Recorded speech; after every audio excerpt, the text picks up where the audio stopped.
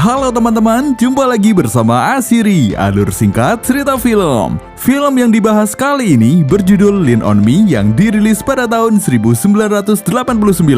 Film ini diangkat dari kisah nyata yang menceritakan tentang kepala sekolah nyentrik yang mengubah sekolah paling bobrok menjadi sekolah paling unggul di Amerika. Seperti apakah kisahnya? Daripada membuat kalian semakin penasaran, langsung saja ke alur ceritanya.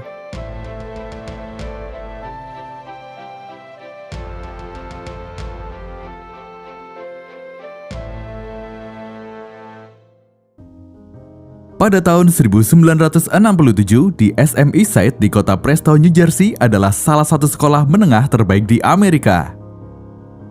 Di sana ada guru yang nyentrik bernama Joe Clark, namun dalam pembelajaran dia memiliki banyak inovasi yang dapat membuat pembelajaran menjadi maksimal dan menyenangkan bagi para siswa. Alright, here we go. Bonus question. 10 points. Improve. Namun pada suatu ketika, pihak Dewan Eksekutif Sekolah mengadakan rapat darurat dan membuat kebijakan yang merugikan sekolah. Tentu, Joe Clark menentang hal itu, tapi usaha yang dilakukan oleh Joe Clark malah membuatnya dimutasi menjadi guru SD. Agreed to accept their condition that you be transferred to school 6. God bless you, man. 20 tahun setelah kejadian itu, SM Eastside berubah menjadi 180 derajat, reputasinya menurun dan kini sekolah tersebut menjadi sarang berandalan kecil. Di sana tidak lagi seperti institusi pendidikan, namun lebih mirip seperti sarang preman dan anak jalanan, di mana gedung sekolah penuh dengan coretan, para siswa memakai dan bertransaksi obat terlarang secara terbuka, melakukan perkelahian, memukul guru, hingga melakukan pelecehan terhadap perempuan kulit putih. Para guru seakan tak berdaya menangani para siswa, bahkan cenderung acuh tak acuh dengan tindakan yang dilakukan oleh para siswa. Menyikapi hal tersebut, pihak perwakilan Dewan Pendidikan dan pengawas sekolah menemui wali kota untuk memberitahu jika SM Eastside menempati peringkat terakhir di Amerika, untuk itu mencari solusi atas masalah tersebut. Tak hanya itu, permasalahan lain muncul, yakni pemerintah pusat mengancam akan mengambil alih sekolah tersebut jika tingkat kelulusan di sekolah tersebut tidak mencapai 75%. Wali kota pun menanyakan berapa tingkat kelulusan sekolah tersebut pada ujian tahun kemarin. Pengawas mengatakan jika tingkat kelulusan di sekolah tersebut hanya 38%, wali kota merasa kecewa dan bingung dengan guru dan pengelola di sekolah tersebut. Kemudian pengawas sekolah mengusulkan untuk menunjuk kepala sekolah baru untuk mengatasi berbagai masalah di sekolah tersebut, yakni menunjuk Joe Clark. Pada awalnya, wali kota tidak setuju dengan usulan tersebut karena menganggap Joe Clark adalah orang gila. Namun, karena tidak ada pilihan lain yang dianggap mampu, maka wali kota pun setuju. Selanjutnya, pengawas sekolah dan perwakilan Dewan Pendidikan menemui Joe Clark yang sekarang sudah menjadi kepala SD. Pengawas menawarkan kepada Joe Clark untuk menjadi kepala di SM Eastside. Pada awalnya, Joe Clark menolak karena dia masih merasa kecewa kejadian 20 tahun yang lalu. Namun, walaupun demikian, akhirnya Joe Clark menerima tawaran tersebut. Beberapa waktu kemudian, Joe Clark datang ke SM Eastside. Dia tercengang dengan kondisi SM Eastside yang berubah 180 derajat dengan kondisi 20 tahun yang lalu. Kemudian, Joe Clark langsung memimpin rapat. Dengan tegas, dia segera melakukan perubahan dengan merestrukturisasi pengelola sekolah di SM Eastside. Dia juga menegaskan hanya ada satu orang yang boleh mengambil keputusan di sekolah tersebut. Setelah itu, Joe Clark memerintahkan kepala Sarpas untuk mengecat ulang dinding sekolah serta memerintahkan guru untuk menuliskan nama-nama siswa yang suka membuat onar di sekolah, melakukan peredaran narkoba, serta pelaku perundungan dan pelecehan di sekolah. Lalu, mengumpulkan siswa-siswa tersebut di aula sekolah. I want a weight program. And if you don't like it, you tried it your way for years. They've given me less than 1 year. There's only one boss in this place, and that's me. Selanjutnya, Joe Clark menuju ke aula. Saat pertama kali masuk, para siswa berandal itu menganggap Joe seperti kepala sekolah sebelumnya atau seperti guru lainnya. Mereka tak begitu mempedulikan Joe Clark. Namun dengan percaya diri, Joe Clark naik ke panggung dan langsung mengeluarkan para siswa yang sering melakukan pelanggaran di sekolah tersebut. Sebanyak 300 siswa, para siswa pun kaget dan tidak menyangka kepala sekolah berani melakukan hal itu. Para siswa yang dikeluarkan mencoba bertahan dan tak mau keluar, tapi satpam sekolah langsung mengeluarkan mereka. Your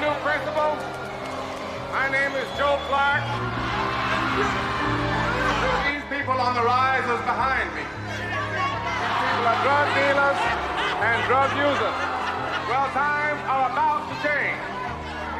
You are all expurgated.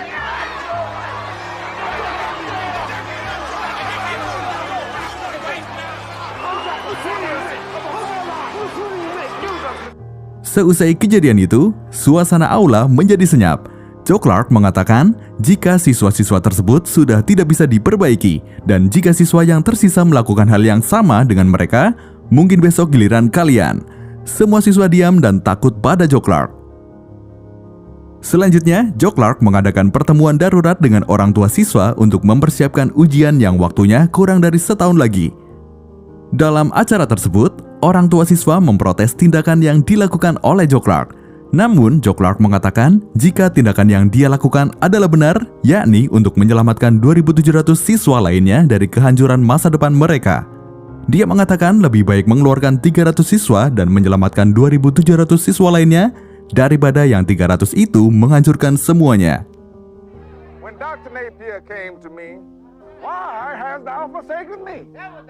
You take this opportunity and smogrify this school into a special place. That's why I threw those bastards out.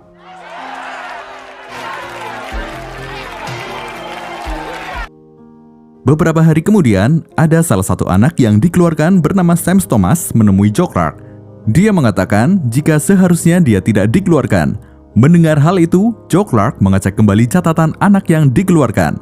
Joe Clark mengatakan jika dia tidak ada kekeliruan dalam mengeluarkan siswa, Joe Clark juga merinci berbagai pelanggaran Sam Thomas mengapa dia dikeluarkan, seperti bolos dan menghisap ganja. Namun, Sams memohon pada Joe Clark agar dia tidak dikeluarkan. Sams berjanji dia akan berubah.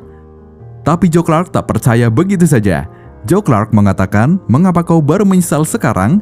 Selama ini apa yang kau pikirkan?" Joe Clark menambahkan, jika kesalahan remaja adalah dia selalu merasa paling benar dan tidak memperhatikan nasihat dari orang yang lebih tua. Kemudian Sams mengatakan jika dia sangat menyesal dan dia tak berani bilang kepada ibunya jika dia dikeluarkan dari sekolah. Joe Clark mengatakan jika dia tak bisa menarik keputusannya, namun setelah dia melihat kesungguhan anak itu untuk berubah, maka Joe Clark memberi kesempatan anak itu kembali ke sekolah karena Joe Clark menganggap dia masih anak ingusan dan tidak tahu apa-apa. Tapi tidak semudah itu, Sams harus melewati masa percobaan, semua tindak tanduknya selalu dalam pengawasan. Kill yourself. Don't fuck around with it. Go on and do it expeditiously. You're quite sure about this, are you? My own word, just this once. Let you back into my school. Now you understand me? I'm gonna be on your case every minute. Selanjutnya, saat waktu istirahat, Joe Clark juga menyempatkan untuk memantau situasi kantin. Dia begitu all out untuk melakukan perubahan di sekolah tersebut. Dia memantau jangan sampai ada bibit berandal kembali berkembang di sekolah tersebut. Kemudian, dia melihat beberapa orang siswa mencoba menjahili temannya ketika makan. Joe Clark langsung menegur dan menghukum anak-anak itu. Bahkan, Sams yang pakaiannya tidak rapi pun ikut dikomentari dan dihukum menyanyikan lagu sekolah.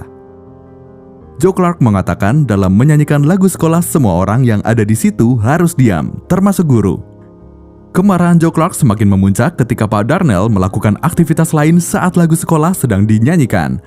Lalu, Joe Clark menyuruh Pak Darnell menghadap ke ruangannya. Karena bagi Joe Clark, lagu sekolah adalah jati diri sekolah, jadi harus serius dalam menyanyikannya. Mr. Darnell, report to my office. You will learn this song, or next time you will be suspended. Setelah itu, Joe Clark menemui Bu Elliot, guru seni musik yang ada di sekolah tersebut. Dia ingin menanyakan mengapa para siswa tidak bisa menyanyikan lagu sekolah.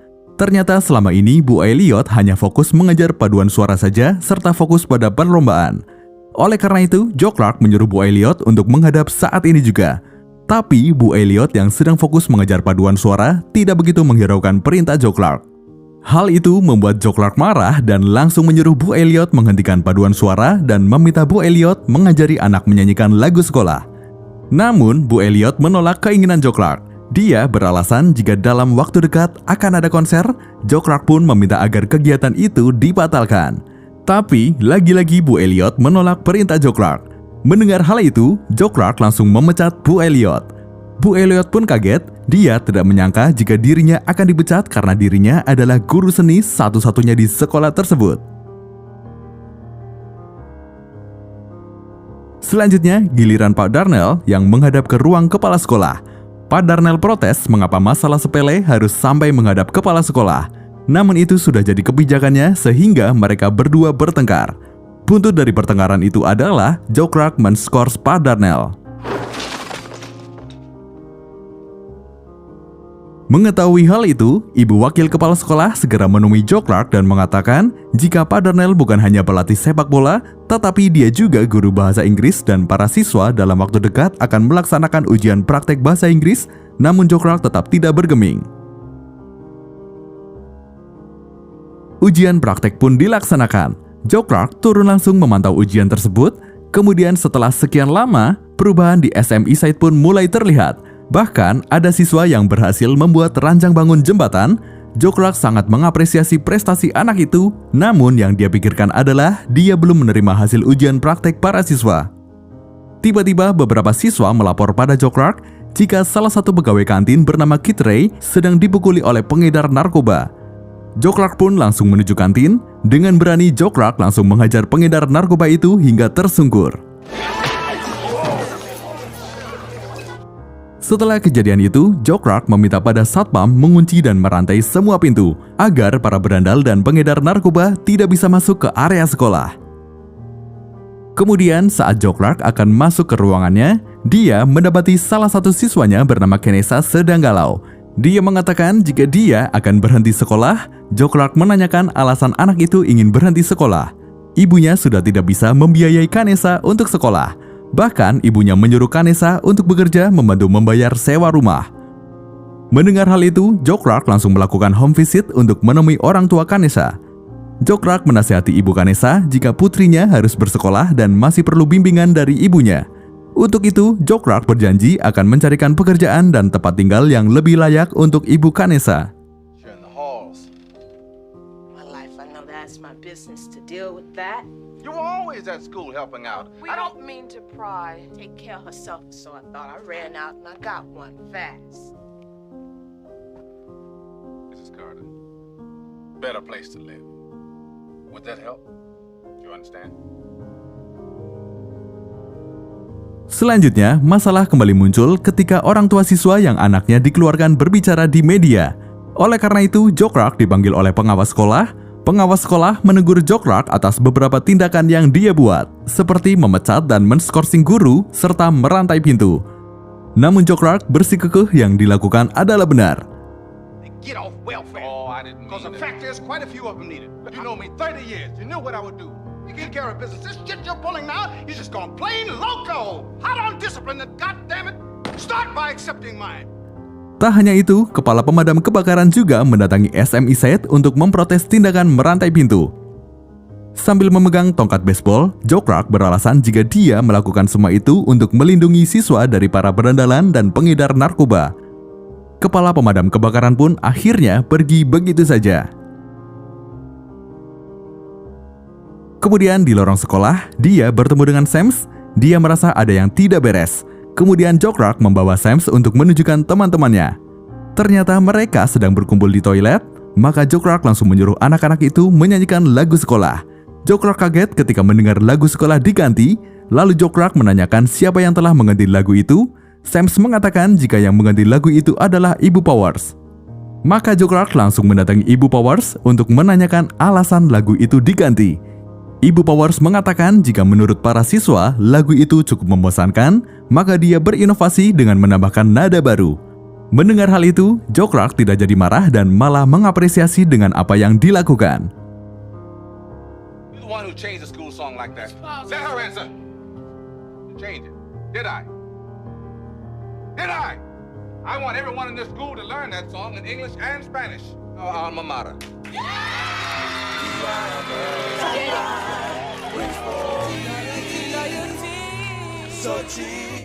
Selanjutnya, Joe Clark mendapatkan hasil ujian praktek. Dia merasa kecewa karena siswa yang lulus hanya 33%, padahal pemerintah mematok minimal tingkat kelulusan siswa mencapai 75%. Oleh karena itu, Joe Clark segera mengumpulkan para guru di lapangan basket. Joe Clark mengatakan jika ujian mahir dasar akan dilaksanakan kurang dari 100 hari lagi.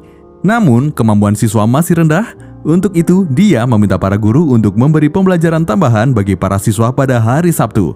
Hal tersebut merupakan suatu yang aneh karena di Amerika tidak ada pelajaran tambahan, sehingga ada guru yang menolak hal tersebut. Lalu Joe Clark meminta semua guru mengangkat tangan mereka. Hal ini karena para guru dianggap gagal dengan kemampuan siswa yang rendah. Joe Clark mengatakan, "Sekarang kalian mengangkat tangan di hadapanku." Namun, para siswa mungkin mengangkat tangan mereka di hadapan pistol. Mendengar hal itu, para guru langsung merasa tersentuh, sehingga mereka dengan semangat membimbing para siswa untuk belajar. Joe Clark juga tidak canggung untuk bercengkerama dengan para siswa.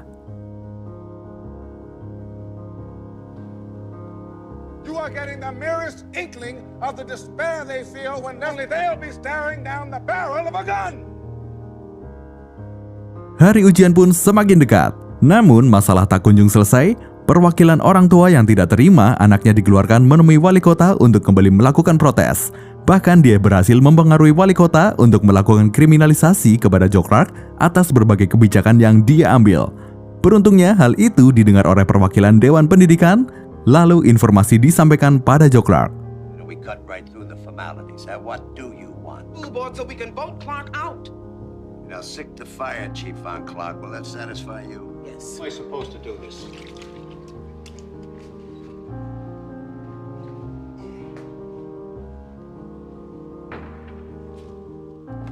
He's got the hammer and nails himself. I believe it. Rosenberg reading some of my... Now, we can't let them know who told you. Why not? Di sekolah, Joe Clark juga ada masalah. Siswa kulit putih merasa ditinggalkan, di mana yang banyak berperan adalah siswa kulit hitam. Sebagai orang yang bijaksana, Joe Clark menampung aspirasi tersebut. Sementara itu, Joe Clark menyampaikan pada para guru dan staf jika pemadam kebakaran kemungkinan akan melakukan sidak, maka pihak keamanan harus siaga, di mana saat pemadam datang, maka rantai yang ada di pintu harus dilepas. Melihat berbagai masalah yang ada, wakil kepala sekolah merasa sudah tidak nyaman dan meminta diberi surat pindah, namun hal itu ditolak oleh Joe Clark sehingga terjadi pertengkaran di antara mereka. Who you talking to? I'm talking to you, the staff, along with me. It's because those children need us here. Educate. Is that so? Yes, that's And what so. the hell do you think I've been doing here all this time? All I along. don't have to stay here and listen to these accusations. You will listen. Finish. Everybody here, what you don't understand is the same people who support you, the ones that you're criticizing. What do you want from me? What the hell do you want? You are thoughtless and cruel. Kemudian, Joe Clark mengumpulkan para siswa yang akan mengikuti ujian. Dia memotivasi para siswa agar percaya diri dan bersemangat dalam melakukan ujian. Pada kesempatan itu juga, Joe Clark juga menyampaikan jika tidak ada perbedaan antara kulit hitam dan kulit putih. Joe Clark mengatakan jika kalian semua adalah siswaku dan kalian semua memiliki kesempatan yang sama serta porsi yang sama. Mereka pun menyanyikan lagu sekolah bersama-sama. But they couldn't. So here they are at Eastside High. We sink, we swim. It took the help of a good friend, and I'm grateful. I'm eternally grateful. You are not inferior. A spirit that will not die.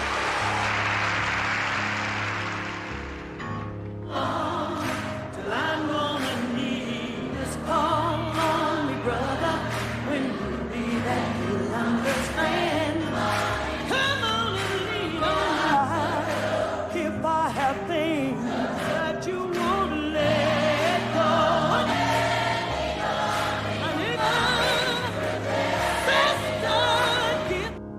Beberapa hari kemudian, hari ujian pun tiba. Para siswa dengan antusias mengikuti ujian. Sementara itu, perwakilan orang tua, wali kota, serta pemadam kebakaran bersepakat untuk menangkap Joe Clark pada hari ujian dengan tuduhan melanggar aturan pemadam kebakaran dan melanggar kebebasan. Di sisi lain, seusai ujian, Joe Clark mendapati Kanessa sedang menangis di aula. Dia mengatakan jika dia tengah hamil, namun pacarnya tidak mau bertanggung jawab. To prove you can accomplish something. Tak lama kemudian, asistennya memberitahu jika petugas pemadam sudah berhasil masuk ke sekolah dan Joe Clark belum sempat memberitahu stafnya. Alhasil, Joe Clark pun ditangkap dan ditahan. Hey, Mr. Clark. Levias, you're acting principal now. I expect you to perform as I would. Young Levias, they're your responsibility. Sementara itu, perwakilan orang tua siswa yang membenci Joe Clark sengaja memprovokasi dalam sidang Dewan Pendidikan untuk memojokkan Joe Clark, serta Joe Clark telah gagal dalam memimpin SM Eastside. This board won't have any power. Beberapa lama kemudian, muncul demonstrasi dari para siswa SM Eastside yang meminta agar Joe Clark dibebaskan. Selanjutnya, orang tua siswa yang membenci Joe Clark mencoba memprovokasi siswa dengan mengatakan jika kalian telah ditipu oleh Joe Clark. Namun para siswa tidak menghiraukan apa yang dikatakan oleh orang tua itu karena mereka menganggap Joe Clark seperti ayah mereka dan Joe Clark lah yang memberi mereka kesempatan untuk berubah dan berkembang.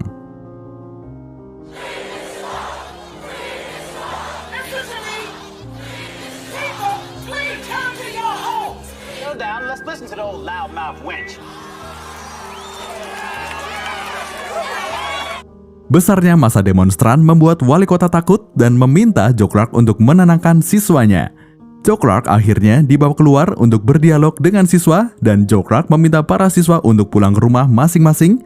Namun para siswa tidak mau pulang sebelum Joe Clark dibebaskan. This Mr. Clark has broken the laws of this state. His behavior is irresponsible. Made to protect the people, and that's what he's doing for us. He's like a father. He's the only father that's...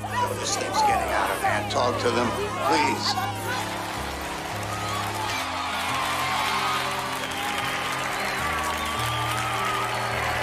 You all go home and let the laws of the land prevail. But now is the time to go home. Kids, listen, you're not helping the matters any.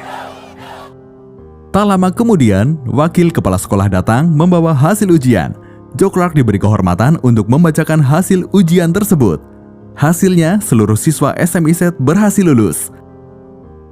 Read this. Read it. Eastside High have passed the minimum basic skill test.